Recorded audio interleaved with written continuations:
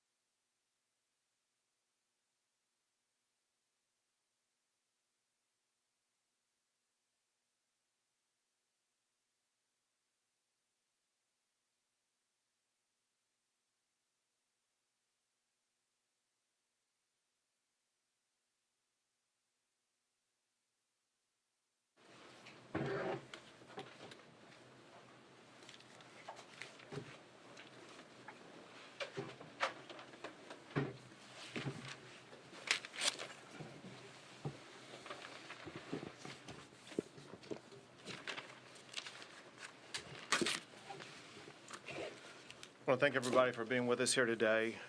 We are in Austin today as opposed to Kerrville because of deadly storms that have swept across central Texas and areas outside of the Kerrville area, and because of more expected storms that will pose life-threatening danger over the next 24 to 48 hours.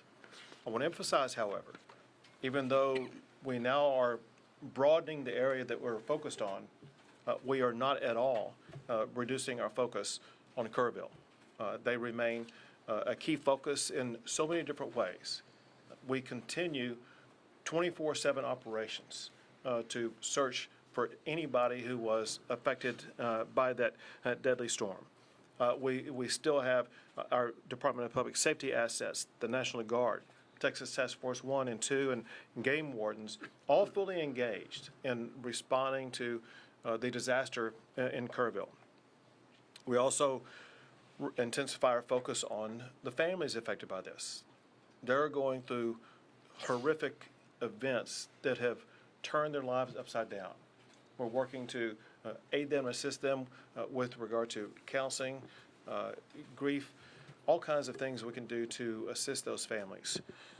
One of the most important things that we can do is to address their greatest concern, and that is there are so many families that are still waiting to learn about their loved one. And we are working 24/7 to get the information that will be able to answer their question. What I can tell you is several things. I had the opportunity yesterday to visit Camp Mystic and get to see firsthand what happened there, as well as all the way downstream after that. And it was nothing short of horrific to see what those young children went through. And we will remain 100% dedicated, searching for every single one of the children who were at Camp Mystic, as well as anybody else in the entire riverbed, to make sure that they're going to be recovered.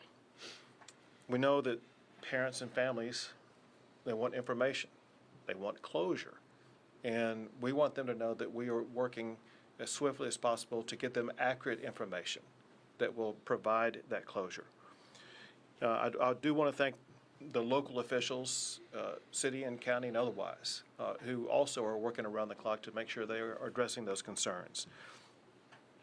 The information I'm going to give you is as of this current moment in time, knowing that this information will constantly change throughout the remainder of today as well as in the coming days. In Kerrville and Kerr County, there are 59 confirmed deceased. There's still 11 missing from Camp Mystic. Separate from there, in the central Texas area, there are confirmed 10 deceased. And across the state, in all the areas affected by flooding, there are 41 known missing. It's important to emphasize this, especially in the Kerrville area. There were so many people who were just camping out, not children in camps, but adults camping out near the river, people in RVs and things like that. There are people who are missing who are not on the known confirmed missing because we don't yet know who they are. We will maintain our ongoing search throughout the entire river system to find anybody who may be missing. One thing that could help this is if you are a relative or friend of someone that you think was in Kerrville or Kerr County that you think is missing, please contact the local officials in Kerr County and let them know that you have the name, identification, and other information about a person who is suspected to be missing. If, however, you don't have confirmed information about that and you're making phone calls, you are slowing down the process of the first responders being able to respond to those who are clearly identified as missing. If you're doing that, you're interrupting official business, and that could be potentially illegal. Call only if you have specific information. While we continue the search process in Kerr County, we are now also beginning the process of responding to the disaster that took place. Includes things like debris removal. Anybody who's seen any images whatsoever in the Kerr County area, you know there's debris all over the place that makes roads impassable, that makes reconstruction projects unachievable, that makes search process more difficult. And the state and local governments are working now on that debris removal process. That process is improved because of President Trump's swift declaration of our major disaster declaration. He ensured in less than 24 hours that major disaster declaration was approved, ensuring that state and local governments are going to have more resources to be able to respond to that disaster, more resources to begin the debris removal, more resources to help individuals who've been impacted by this, as well as local governments that have been impacted by this. Bottom line is this, and that is the swift and very robust action by President Trump is an extraordinary help to our response. I also want to thank Homeland Security Secretary Kristi Noem, with whom I spent the day yesterday in Kerr County. I've been doing this a long time, and I've never seen anybody as responsive and as quickly in her response as what she was yesterday. She didn't wait to get back to us.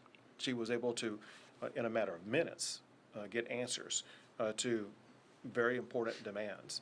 And on behalf of the state of Texas, we cannot thank her or the Trump administration enough. I've also been in contact with, and people reached out from Secretary Kennedy, Secretary Burgum, and others that in the entire administration are a tremendous help. I also want to add that there are governors across the country that have been in contact with either myself or with Chief Nim Kidd or state agencies offering their assistance, including Sarah Huckabee Sanders, the governor of Arkansas, Kim Reynolds, the governor of Iowa, Jim Pillen, the governor of Nebraska, Bill Lee, the governor of Tennessee, Glenn Youngkin, the governor of Virginia, Josh Shapiro, the governor of Pennsylvania, the governor of the state of Oklahoma, and Governor Landry in Louisiana. And again, I'm sorry if I missed some. I know there's others that are constantly reaching out. We're here, as I mentioned, in Austin today because there have been lives lost in this greater region. And importantly, there are dangers over the next 24 to 48 hours that could pose public safety threats to people in these regions. There is heavy rainfall that's already occurred, and there's more heavy rainfall that's expected that will lead to potential flash flooding broadly in these regions: the Big Country, Concho Valley, Central Texas, and once again, Kerrville. The point is this: if you're in any of those regions, you need to realize, for one, you're in an area with land that's already saturated with water. But for another, when more water comes down, it could lead to rapid flash flooding events. Now, there's nothing expected at this time to the magnitude of what was seen in Kerrville. That said, flash flooding can occur at lower levels of water than what happened in Kerrville. It's a particular threat for people who are driving on roadways. Some of the lives lost in Central Texas were people who were swept away in vehicles or in similar crossing type situations. Know that rising water on roads can occur very rapidly. You may think you can drive through it, only to find out when you're in there that it's too late and that you're getting swept away. And so we urge everybody to be extraordinarily cautious for the next 24 to 48 hours. If there's any water on the road, you got to be safe. There's an old saying for a reason, because it's true, and that is, turn around, don't drown. You don't need to get from point A to point B if it's going to risk your life. Your job, the most important thing you can do, is to protect your lives. And taking a step back, for all of us up here, that's our number one job. We put public safety first, and we'll worry about the physical damage second. There are still public safety issues and lives to be saved in Kerr County. There are lives to be saved in all these regions that I just mentioned here. We want our fellow Texans to be safe and secure, and you can do more about that yourself than anybody else can. With that, I will, I think, pass it to you, Colonel. Yes, sir. Colonel Freeman Martin of the Texas Department of Public Safety. It's been a tough 3 days for Texans, and I can assure you here at this table today that everything that can be done is being done. Currently, we have operations going on in several different counties. Williamson County had 3 people missing. They recovered 1, 2 are still missing. Ongoing searching. Burnett County is missing, 2 people missing. The fire chief and a 17-year-old female. The Department of Public Safety is offering any and every resource that we have to help with those searches, whether it be boat teams, rescue, divers, helicopters, drone operators, drones. So there's a lot of work being done. The governor's very accurate. The ground is saturated, so now a little bit of rainfall and watershed can cause issues. Williamson County is well aware of that. The ground was saturated. They knew that it had issues, and they evacuated neighborhoods, which saved lives. All that being done, they still have 3 that were washed away. I'll touch on Kerr County. We have about 230 DPS personnel assigned to Kerr County, and everybody thinks about search and rescue and what we're doing. There's a lot of stuff going on. We're filling every gap, and first off, this is nothing negative about Kerr County. They've got a very good sheriff. Their fire chief is exceptional. Their police chief is exceptional. Everybody's working together. The outpouring of support, there's a lot of volunteers. There's a lot of good stuff going on, but there's a lot of, there's just a huge need, and it's a large area. So we're providing 18 tactical marine units with boats. We've got 65 CID personnel assigned, over 230 in total. 11 Texas Rangers, 28 from our Special Operations Group, our SWAT guys. In addition to that, we've got 9 helicopters with tactical flight officers. We're providing cell towers and trying to solve the issues with the radio communications and their cell phone communications. We provided communications operators to embed with them to handle 911 calls and handle calls with concerned family members. Dealing with the families of these missing individuals, there's no higher priority for us than finding those children. We've assigned commissioned personnel and victim service personnel to the family that are working. They're with them 24/7, can answer or address any needs that they have and get them any information they have. This is tough work, recovering them. So we have victim service personnel there to work with officers that are conducting the search operations additionally. We have some unidentified individuals at the funeral home, adults and juveniles. The Texas Rangers are collecting DNA from family members and from the deceased victims, and we're flying those to the University of North Texas in Dallas, and we will have answers with rapid DNA in hours, not days, to get some closure and information back to these families. We have, in the last couple of days, an outpouring of support from our federal partners, DEA, HSI, and FBI. We've embedded them with our search and rescue teams. This is tough work. It's hot. They're in the mud. They're removing debris. There's snakes. There's water moccasins. This is God's work that they're doing. So, you know, the top priority is the family and the victims. Pray for them, but throw our first responders in there, because there's a lot of good work going on. We're not taking away from any resources from Kerrville to pre-stage here. We're pulling from South Texas, West Texas, and North Texas into Central Texas to prepare for our emergency response. We're well prepared. The legislature, the governor, in previous years has been overwhelmingly supportive of law enforcement and gave us the resources, so we're prepared to respond to events like this in multiple regions of the state at the same time. So, Governor, thank you. Thank you very much. Now, General Seltzer with the Texas National Guard. Good afternoon. The Texas Military Department remains decisively engaged across the flood operations area. Our current force composition, we have 230 personnel operating. We're flying 8 helicopters, and we've increased the size of our force of high-profile military vehicles to help evacuate people from high water areas. We've also expanded our operations area to not only include Kerrville, but we now have personnel operating in San Saba and Burnett.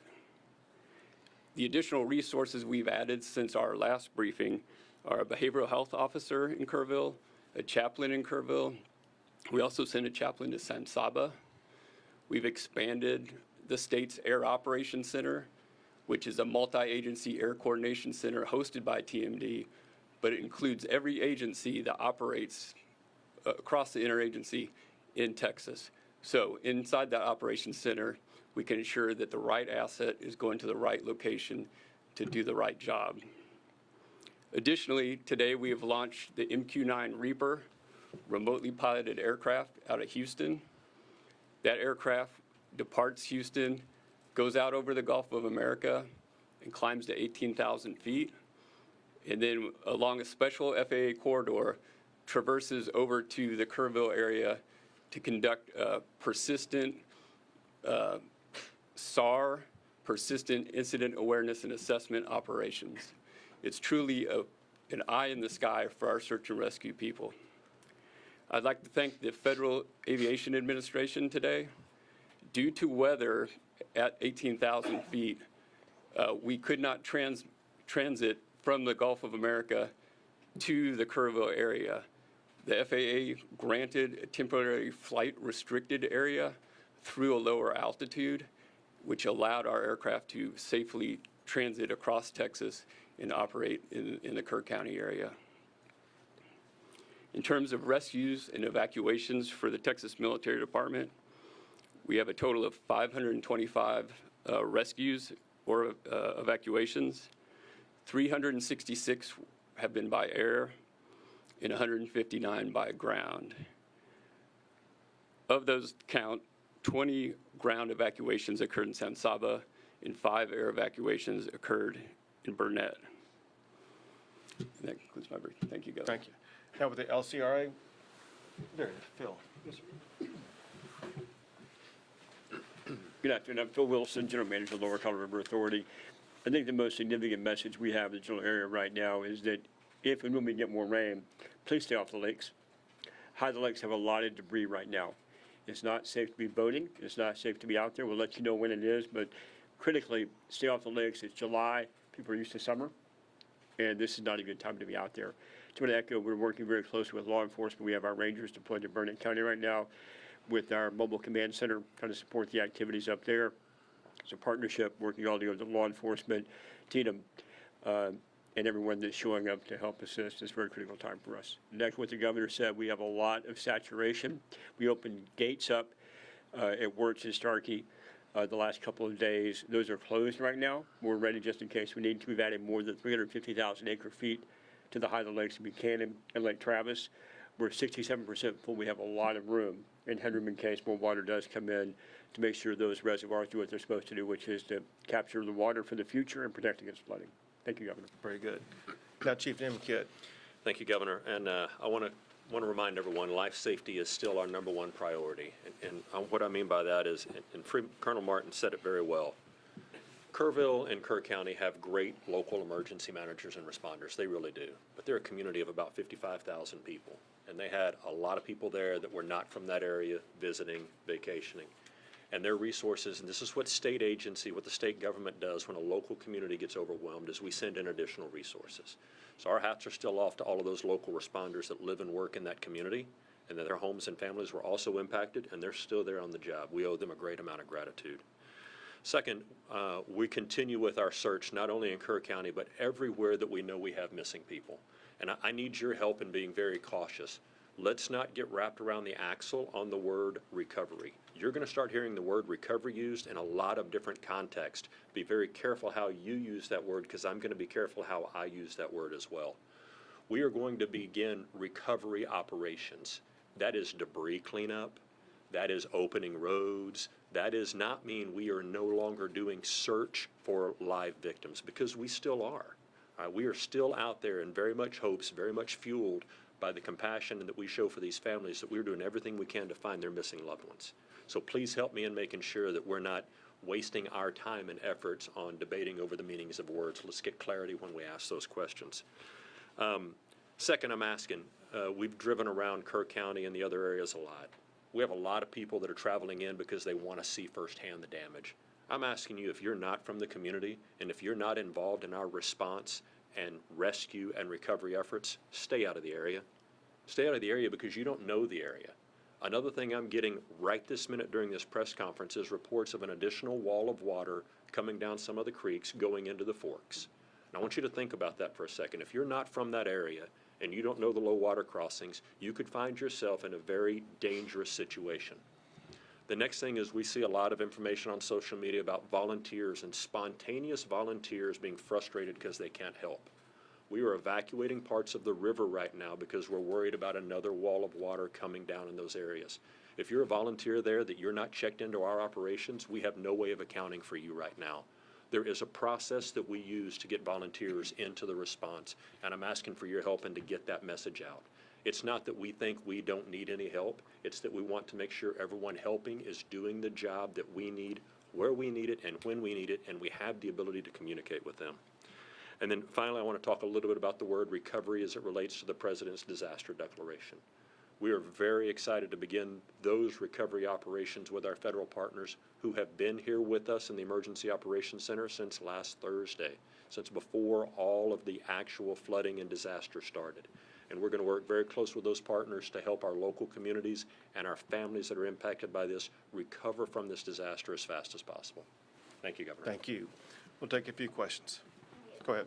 Isabel, I know that you mentioned 10 deaths in Central Texas. Is there any way you could give us a breakdown of the cities? We sure can. Chief Kidd has it. So we're showing reaffirmed 3 in Burnett County, 1 in Tom Green County, 5 in Travis County, and 1 in Williamson County.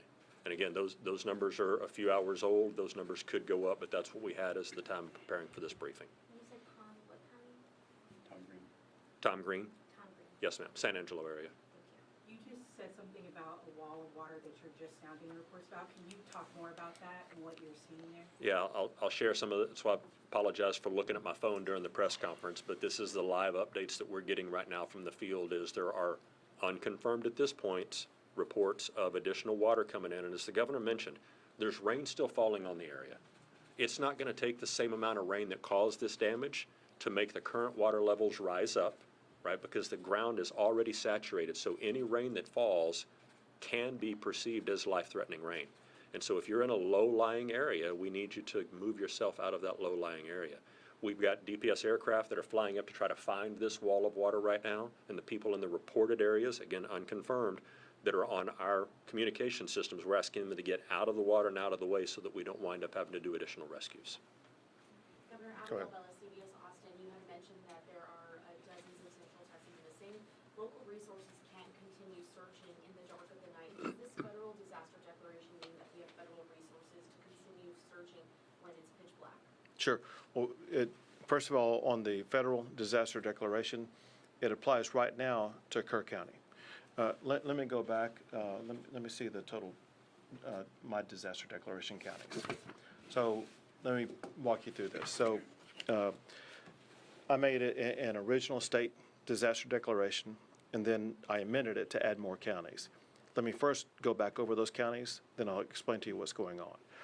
Under the state disaster declaration includes the following counties: Bandera, Bear, Burnett, Caldwell, Koch, Comal, Concho, Gillespie, Guadalupe, Kendall, Kerr, Kimball, Llano, Mason, McCullough, Menard, Reeves, San Saba, Tom Green, Travis, and Williamson. That means, because of that the state is providing additional resources for those counties and state-based assistance. On the federal disaster declaration, for the time being, that includes only Kerr County. And they are waiting to see the magnitude of what happens in other counties before they may potentially expand the federal disaster declaration to include other counties. So for now, local resources have to stop search and rescue efforts when they fall. That's not accurate. We have drones and helicopters that have thermal and night vision and FLIR where they can search at night. Our special operations groups have that. And, at the law enforcement level, we don't really wait for a federal declaration. the feds come. They're there, they're helping. They offer assets and resources. This helps with funding and additional resources and bringing in from out of state. But our local federal partners they're very involved. So we've, of course, we're a lot more productive during the day, but we search at night, and we're seeing some really good results, which is good. But the bad news is you will see the death toll rise today and tomorrow. One other thing to add to that is the U.S. Coast Guard, part of the federal government, was here working long before the declaration was granted based on our partnership and relationship. So we still have Coast Guard assets here, and they will operate at night as well. Thank you for the question. Go ahead. Bayless Wagner, Austin, American States. Could you talk a little bit more about the warnings that local officials got, the way that the state and federal government communicated with local officials, and whether you believe that these deaths were preventable? So there were multiple steps taken by the state that I'll let Chief Kidd talk about, but the state began setting up operations in preparation for what could happen in Kerr County. It happened in the early morning hours of the 4th, which is Friday, and the state had pre-positioned assets and resources in and around that area beginning on Wednesday before the storm on Friday. As we learned more on Thursday, more assets were provided in various regions. We knew, based upon predicted weather, certain regions where the rain may fall. There was an inability to know precisely where that rain was going to fall and how much was going to fall, where it did fall. And as far as what the locals may have done, Chief Kidd may know more than I, but I would leave it up to them to let you know. And listen, thank you for the question. We need to spend a lot of time trying to answer this question because from a technical perspective, there are multiple warning systems that are out there. And all of us can choose to sign up for warning systems in certain areas depending on the local government that we're in and the way that their system works. There's a lot of talk about a program called WIA, the Wireless Emergency Alert, and IPAWS, the Integrated Public Alert and Warning System, and how they work or sometimes don't work. And then you have areas where there is no cell phone coverage. And if there's no cell phone coverage, it doesn't matter how many alert systems you sign up for, you're not going to get that. And then there's the NOAA weather radios from the National Weather Service. I'll ask you, how many of you have a NOAA weather radio by your bed at home? And so there can be all kinds of alert systems that are sent, and we know that some were sent, some general messaging was sent early, some urgent warnings were sent at various times, but just sending the message is not the same as receiving the message, having a plan to do something when you receive the message, and then the ability to implement that plan. And so I really would love to have a separate conversation with all of you about how we can continue to get the message to the public about what they need to do when they get a message, what they should do when that message is received, and how they communicate that back to their loved ones and family members. Let me add this also. I don't know if you guys saw this, but the city manager for Kerrville explained that on the morning of the 4th, he was out jogging at about 3:30 in the morning, and it just then began to rain a little bit. He got home and saw that it rained a little bit more, and he saw after that the torrent of water that was coming down the river. And the point that he made was that by the moment in time when they knew the magnitude of the water, it's a difficult decision whether or not to begin evacuating people or not, because if you have a warning telling everybody to evacuate, you could actually lead them to their death. We know that some deaths in Kerrville were people who died who got swept away who were trying to evacuate. And so local officials know the best about the terrain, about the danger spots and things like that, about who might be able to evacuate, those that would just be getting into a more dangerous situation. You talked in what you just said kind of about expertise and about just knowing the area, and that extends also to the National Weather Service folks who are in those offices and have years and years of experience. There are currently 6 vacancies in the local National Weather Service office that cover Kerr County. What is your perspective on how that could have impacted the warnings that you all were able to get and how accurate the information you all were able to get? So I know nothing about the staffing. What I do know is what they put out. And it's my understanding that what they put out was kind of the information that the state was operating off of, and that is that there were alerts or warnings about heavy rain, potential for flash flooding in certain areas. A problem with that is that to most people in the area, flash flooding would mean one thing, not what it turned out to be, because they deal with flash floods all the time. Just like I put people on notice in these regions of Texas right now. There's the potential for flash flooding, but there's no expectation of a water wall of almost 30 feet high. Governor Abbott, on that topic, we know that these alerts can be life-saving at times, and a lot of times these forecasters get their information from the National Weather Service. Are you communicating with your federal partners on how critical funding is for the National Weather Service in order to issue alerts like this in this disaster like this? It's one of the things that we spoke about when Secretary Noem was in, and this is part of ongoing conversations. And I'll add this. As you all probably know, we have a special session coming up, and the way to respond to like what happened in Kerrville is going to be a topic for the special session to address. We have time for 2 more questions, please. Is part of what you want to address, because there was a bill that was going to create a council to kind of talk about what warning systems, and it was not successful. Is it a concern that there's all these camps on this area? This is an area that deals with flash flooding, but there were no sirens that were in this area. Can you talk about that and why that hasn't been funded to this point? Well, it's going to be something that will be looked at.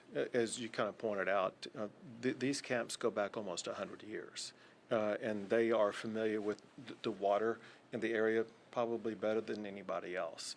And they have their own ways in which to deal with warnings that would involve children, sometimes as young as 8 or 9 years old. And we need to evaluate what they know, how they respond, what they need. And that's why it's going to be good to have a session with all members working together that would bring different perspectives, because the reality also is this, and that is what's needed in that river basin at that location could be far different than what's needed in some other river basin across the state. Time for 1 more, folks. Go ahead. Hayden, Texas Tribune. Do you know if anyone tried to get warning to people at the camps outside of the automated disaster system? I missed the first part of the question. Did anyone try to get warning to the people at the camps outside of the automated system? So I'm not sure that I understand the question. I mean, does somebody go door to door and knock on the doors, or? Yeah, we're just wondering if there are any official outreach in the area. You know, we talked to the county emergency manager when we were there the first day, and the county does have a plan for that county and the 18 or so camps that are in that county. Probably be really good to ask them that question and let them give you that answer. It's a good question. Thank you. Thank you, everyone. thank you all. Thank you.